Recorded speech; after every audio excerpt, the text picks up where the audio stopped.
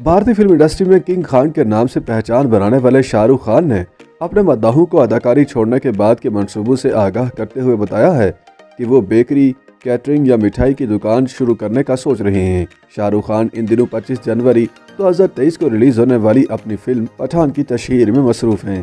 गुज़श्ता दिनों उन्होंने एक इंटरव्यू देते हुए अदाकारी से 4 साल की ब्रेक लेने और फिर मुस्तकबिल के मंसूबे के हवाले से बातचीत की।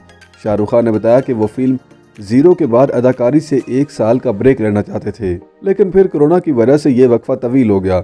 अदाकारी से ब्रेक लेने के दौरान मुझे कुकिंग और सफाई सुथराई सीखने और ख़ुद को फिट रखने के लिए वक्त मिल गया। मैंने इस दौरान अपने बच्चों के साथ काफ़ी वक्त गुजारा। शाहरुख ने हंसते हुए बताया कि कोरोना के बायस घर में रहने की वजह से मैंने घर में ही जिम शुरू कर दिया, किचन में काम किया। मैंने खुद को फिट रखने के लिए घर का सारा काम भी खुद किया। किंग खान ने बताया कि अगर मैंने कभी अदाकारी छोड़ी तो मैं कारोबार करूंगा।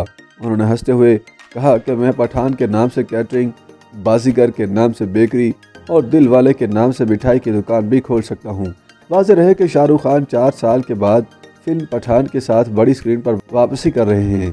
2018 में उनकी आखिरी फिल्म जीरो रिलीज़ की गई थी। इस दौरान वो कई फिल्मों में मुख्तसर किरदार अदा करते भी नजर आए।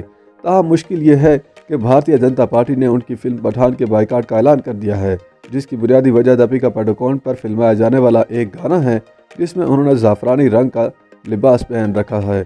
बीजेपी का कहना है कि ज़ाफ़रानी रंग हिंदू मज़हब में मुक़द्दस समझा जाता है और दीपिका ने एक फौज फिल्मी गाना फिल्माने के लिए इस रंग का लिबास पहनकर इसकी तौहीन की है।